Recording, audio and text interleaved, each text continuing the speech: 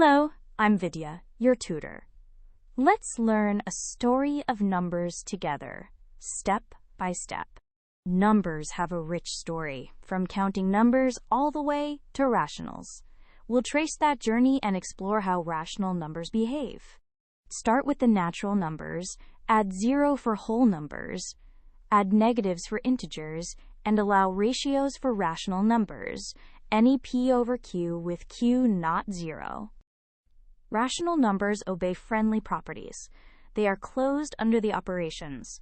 Addition and multiplication are commutative and associative, and multiplication distributes over addition. Every rational number sits at a point on the number line, and remarkably, between any two rationals there are infinitely many more. The line is densely packed. To find a rational between 1/2 and 3/4, take their average. 1/2 plus 3/4 is 5/4. Divide by 2 to get 5/8.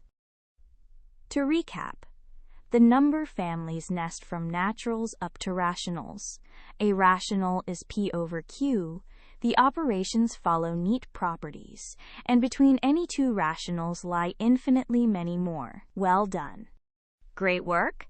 Keep learning with Vidya and visit CBSETest.com for free lessons, worked examples, and practice tests.